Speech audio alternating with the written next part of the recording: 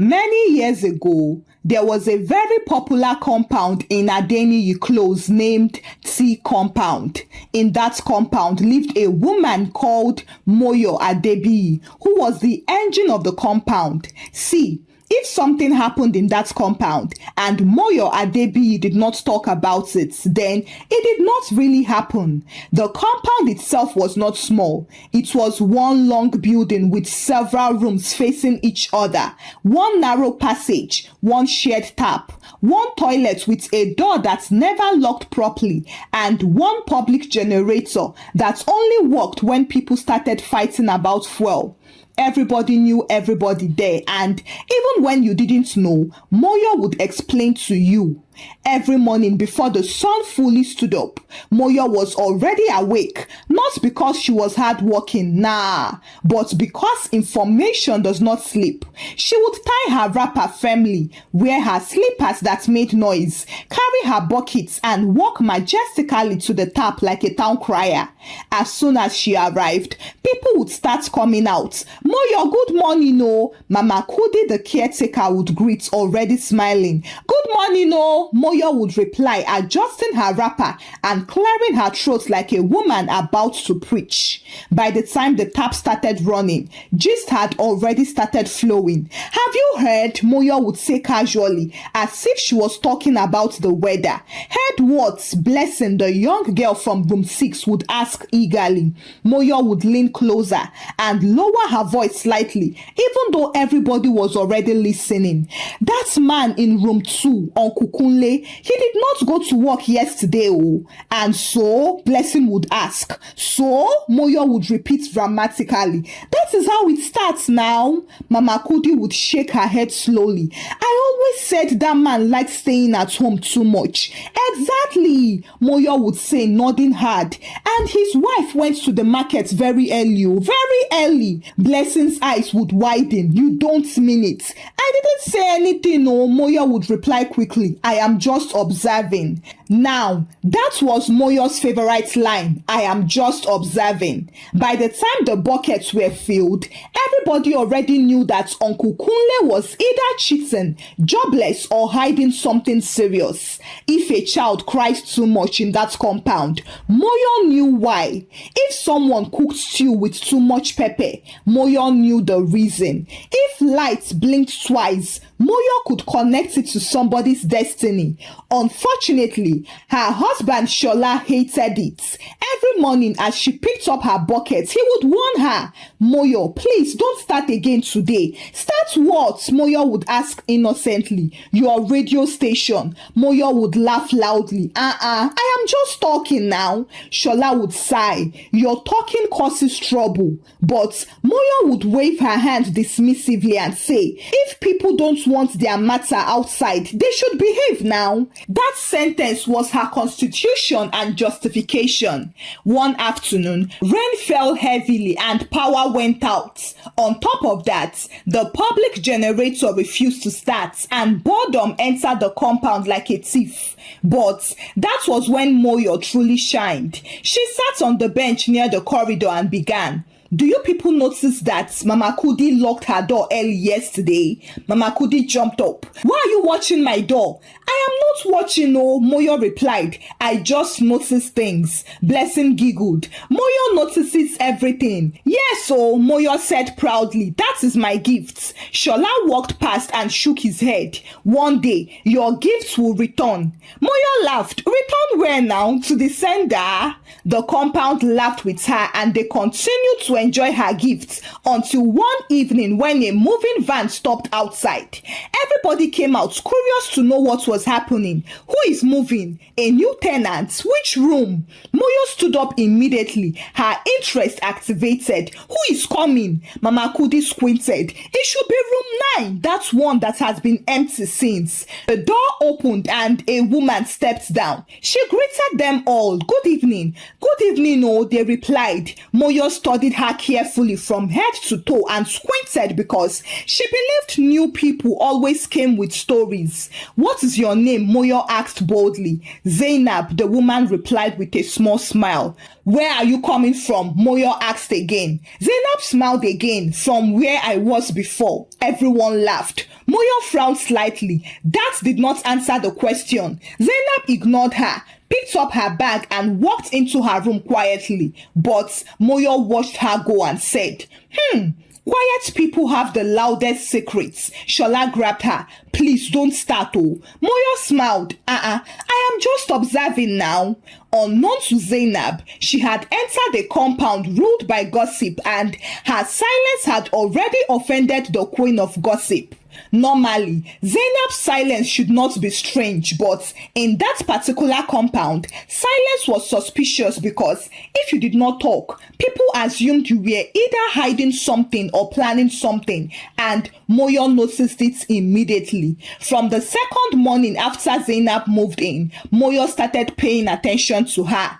Zainab woke up early, swept her frontage neatly, greeted everybody politely, and minded her business too well. She did not fight for water. She did not complain about the toilets. She did not shout at anybody's child. And worst of all, she did not ask questions. Now, Moyo did not like that. At the tap that morning, Moyo arrived as usual with her buckets and confidence intact. Blessing was already there, scrubbing her buckets noisily. Moyo, good morning, oh, Blessing said. Good morning, Moyo replied. Has our new tenant fetched water today? Blessing nodded. Yes, oh, she came earlier. Moyo raised her eyebrows. So she had started waking up early like an old tenant. Blessing had not even finished nodding when Zainab herself appeared carrying an empty bucket and greeted. Good morning. Mama Kudi quickly replied, good morning. Moyo looked at her closely and said, good morning. Hope you slept well. Yes, Zainab replied with her usual smile. No complaints, no unnecessary explanation, just yes. Moyo cleared her throat and said, you didn't hear generator noise last night? Zainab shook her head. No. Moyo waited to hear more, but nothing else followed. Blessing shifted uncomfortably and asked, so, you don't have a problem with the generator? Zainab smiled and said, it worked well. That was all. Moyo frowned slightly. This one is economical with words. Zainab smiled again and bent to fetch water. As she fetched, Moyo started her lecture. You see this compound, eh?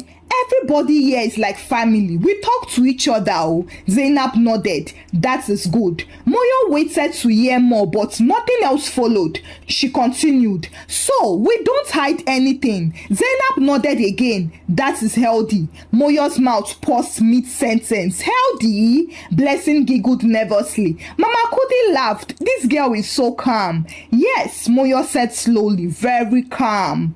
However, from that day, Moyo decided to educate Zainab, but education in that compound did not involve books. It involved gists. One afternoon, while Zainab was sweeping, Moyo sat close to her.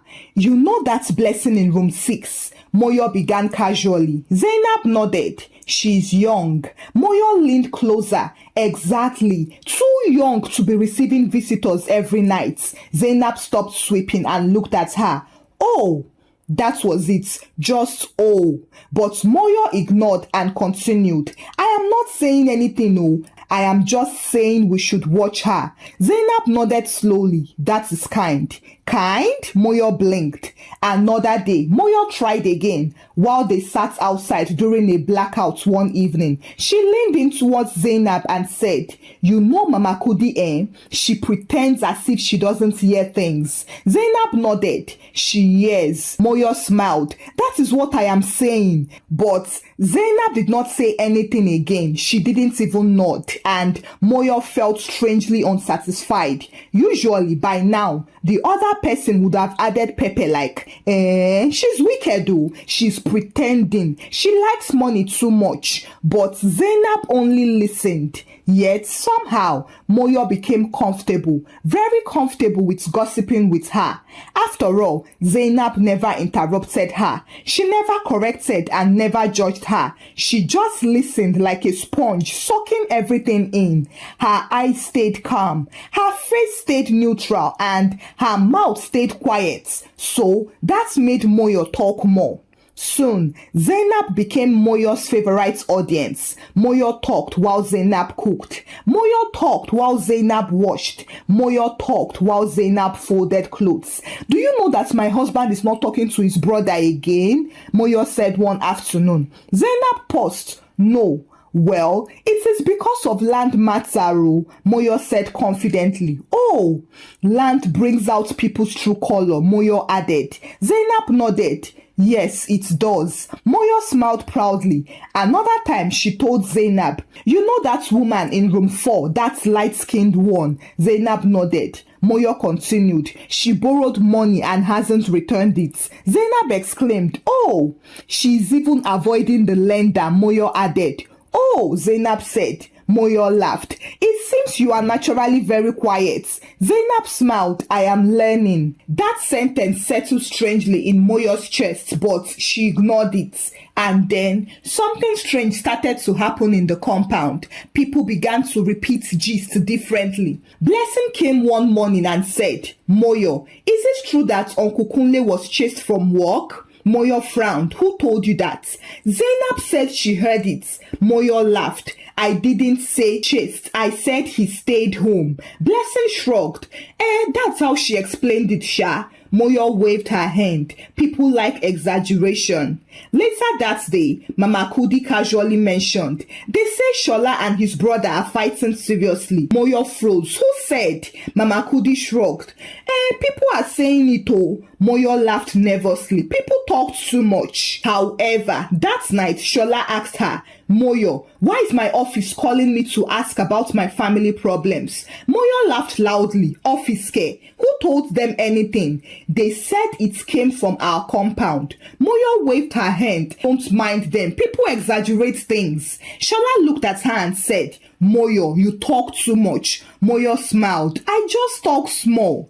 The next day, Moyo was passing by when she saw Zainab at the center of a small gathering. She was not shouting or laughing loudly. She was simply talking. And that is why it is good to be careful with people's matters, she said. People listened and nodded. Moyo stopped in her tracks. Zainab continued. I heard that some people say Uncle Kunle's wife is now the breadwinner. It is really sad. People gasped. Moyo's heart skipped. She walked closer and asked, Zainab, who told you that? Zainab smiled and said, I heard it around. Around where? Moyo asked. Zainab tilted her head slightly. Yeah. Moyo laughed. You people like stories. Zainab nodded. Yes, I noticed too. Unfortunately for her, that evening, Moyo heard something that made her sit down immediately. Blessing whispered to her, they said you're the one spreading everything. Moyo sat down and laughed awkwardly. Me? I am just observing, oh. Blessing hesitated. But Zainab says that is how information flows here. Moyo frowned. What exactly did she say? Blessing innocently replied. She said, I thought that was how we communicate here. That sentence echoed hard. Communicates. Moyo laughed it off, but that night, sleep avoided her. She replayed all their conversations. She remembered Zainab's nods, her silence and calmness. Zainab had never argued, denied or added lies. She had simply carried the words forward. The next morning, Moyo watched Zainab closely as she swept. She approached her and said, You are very quiet. Zainab smiled. I only listen. Moyo laughed awkwardly. Listening too much can be dangerous. Zainab looked up and smiled. So can talking. For the first time since Zainab arrived, Moyo felt uneasy. She feared that she might have been dethroned without knowing. And then she confirmed it on a Wednesday morning at the tap. Normally, once she arrived, buckets would gather around her like audience. Faces would turn to her and somebody would ask, Moyo, what's the latest? But that morning, people were already talking before she even reached. They were not just even talking, but also listening. Zainab was standing near the tap. Her bucket was already full, but she was talking clearly. I am not saying it is true. I am just repeating what people are already saying, she said. Moyo stopped walking and stretched her ears. What are they saying? Blessing asked eagerly. eagerly. Zainab shrugged lightly. And they said that some people talk about others too much. Everyone laughed. Moyo stepped closer and asked loudly, who said that? Everyone turned to her. Zainab smiled, that same small respectful smile. Good morning, Moyo, she said. Good morning, Moyo replied stiffly. What were you saying? Zainab tilted her head. Nothing serious, so just observation. Moyo's chest tightened. How come? That was her line. Observation. She stood there awkwardly for a moment and then laughed nervously. You people like gist too much, she said, but nobody laughed with her. Later that afternoon, Moyo heard laughter from near Mama Kudi's room. She followed the sound as curiosity led her like a rope. And there, she saw Zainab talking again. I heard that one woman knows everybody's business except her own, Zainab was saying calmly. Akunle, the welder from room 5, laughed loudly. That one is powerful. Moyo stepped forward and asked sharply, Zainab, are you talking about me? Zainab looked genuinely surprised. Why would I do that? Because everybody is looking at me, Moyo said. Zainab raised her hand lightly. I didn't mention your name, oh. The neighbors shifted uncomfortably. Mama Kudi cleared her throat and said, let's not fight, but Moyo's voice rose. Then, why are my words moving around without me? Zainab blinked slowly. Your words? Moyo froze. Yes, what do you mean? Zainab spoke carefully. I thought that was how things work here. You say something, people hear and people repeat it. Moyo laughed nervously. You are twisting things. Zainab nodded. Maybe.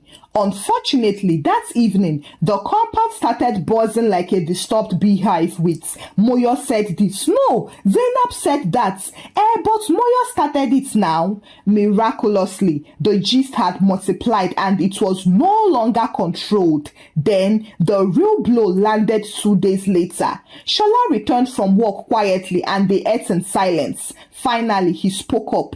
My boss asked me today if I was having problems at home. Moyo dropped her spoon in shock. Problems? What problems? Shola looked at her carefully. They said you usually shout at me that I am tired of marriage. Moyo suddenly stood up. Who said that? Shola closed his eyes. They said it is common knowledge. Moyo's mouth went dry. She rushed outside immediately and people scattered as she came out, ending their conversations mid-sentence. She went straight to Zainab's room and knocked hard. Zainab.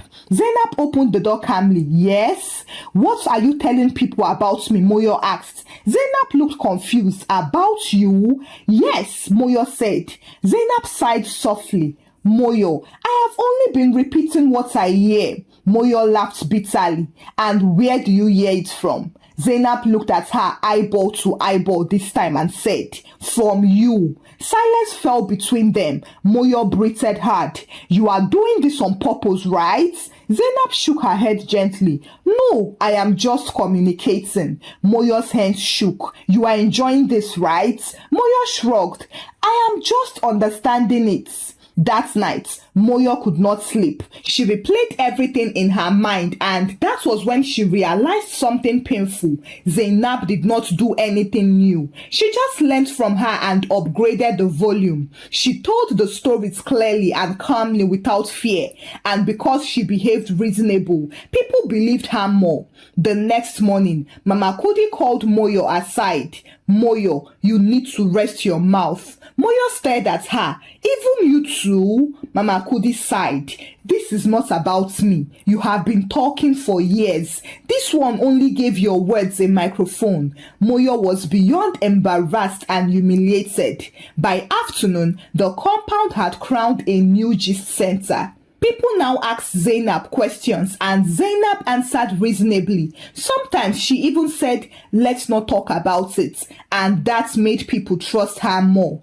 Moyo watched from a distance and she felt ignored. For the first time, she experienced what it felt like to be talked about instead of being listened to. And it hurt more than she ever imagined, because hearing your story from another mouth is painful, but hearing it narrated better is even more unbearable. By the end of that week, Moyo no longer needed anybody to tell her that she had fallen. She could feel it in the way greetings had changed. Moyo good morning had now turned into, oh, good morning, oh. People no longer stopped what they were doing when she passed. Buckets did not pause mid-air, and conversations did not slow down for her. Instead, voices dropped when she appeared, not because they feared her, but because they were tired of her. Now, that hurts more than any insults. One morning, Moyo woke up early out of habit because her body still believed she was important. She tied her wrapper tightly, carried her buckets, and walked to the tap with the same confidence she had worn for years. But the tap was already crowded. Zainab stood there calm as ever, listening as Blessing talked. So, I just told her to mind her business, so Blessing was saying. Zainab nodded. That is wise. Moyo cleared her throat loudly, but nobody turned. She cleared it again, and Mama Kudi glanced briefly, nodded, and continued her conversation. Moyo felt heat rise to her face. So, this is how it is now, Abi? She said aloud. Zainab slowly turned and said, Good morning, Moyo. Good morning, Moyo replied stiffly. Hope I am not disturbing your meeting, chair lady. Zainab smiled gently. We are just chatting. She said chatting, not gist. Now that word stung. Embarrassed, Moyo fetched her water quietly and left without saying another word. But her bucket felt heavier than usual. Or maybe it was her pride that added the weight. Back in her room, Shola watched her suspiciously. You didn't talk this morning, he said. Moyo dropped the bucket and sat down heavily. They've replaced me. Shola raised his eyebrows. Replaced you as what? She looked at him sharply. You know, why are you pretending? Shola sighed and sat beside her. Moyo, I warned you. Moyo snapped. So now it's my fault, Abi? Shola nodded. It has always been your mouth. That sentence landed like a slap. She stood up angrily and stormed out. Outside the compound, she heard laughter, but not the usual careless laughter. This one was light, relaxed, and free. Moyo followed the sound until she reached the corridor near room 9. She saw Zainab sitting on a bench there. She was not even talking much, but people were talking around her, asking questions and feeling the silence themselves. Zainab, is it true that Uncle Kunle is traveling? I heard from Mama Kudi that the landlord wants to increase rent. They said generator fuel finished again. Zainab responded carefully. I don't know. Let's ask her directly. Maybe it is not true. And each answer made people trust her more. Moyo felt dizzy. She stepped forward and asked, Zainab, why are you enjoying this? The compound went quiet. Zainab looked up confused. Enjoying what? You know exactly what you are doing, Moyo said. You came here and took over. Zainab stood up slowly. I didn't take anything, she said. You dropped it. Moyo laughed bitterly. So now you are wise. Zainab nodded once. I learned from you. Moyo choked on her tears. You repeated my words and destroyed my name. Zainab shook her head. No, your words just met distance. Mama Kudi stepped forward cautiously. Moyo, it's enough. Moyo turned to her. Ah, you too? Mama Kudi shook her head and sighed. You turned people's lives into stories. Now your own life became one. How does it feel? Moyo felt something collapse inside her. She suddenly remembered every laughter she had enjoyed, every secret she had carried and dropped carelessly, every I am just observing. And now, observation had turned around and observed her. She slowly turned and walked back to her room. That night, Moyo lay on her bed, staring at the ceiling as others laughed and discussed outside without her. For the first time in years, she had nothing to say. She felt outnumbered. And then the next morning, something unexpected happened. Moyo swept her frontage quietly. People noticed immediately. She fetched water without commentary. People noticed too. She greeted Zainab politely. Zainab replied kindly without any sarcasm, and that confused Moyo more than an insult would have. Later that day, Mama Kudi called her. Moyo, come and sit. Moyo obeyed. You see, Mama Kudi continued, the mouth is like a generator. It is useful, but if you run it all day, it spoils. Moyo nodded slowly. I thought talking made me relevant. Mama Kudi smiled sadly. No, listening does. In the evening, Moyo overheard two women talking near the gates. They were saying things like, that Moyo used to talk too much, but she has changed though. Let's just hope it lasts. Moyo paused and sighed deeply, but she did not step forward to defend herself. She just walked away, and behind her, the compound continued breathing. Zainab passed by quietly and said, good night, Moyo. Moyo replied after a pause, good night. And for the first time, the silence did not feel like punishment. It felt like learning. Moyo had finally learned that when words leave your mouth, they don't belong to you anymore. They may grow legs and grow volume, and sometimes they may come back wearing someone else's voice. Thank you for watching the story. Kindly share your thoughts about the story with me in the comment section. What lesson did you learn from the story? Kindly share the story out with your loved ones and give the story a thumbs up. Subscribe to this channel if you've not done so by now. Until I bring another story your way. Bye!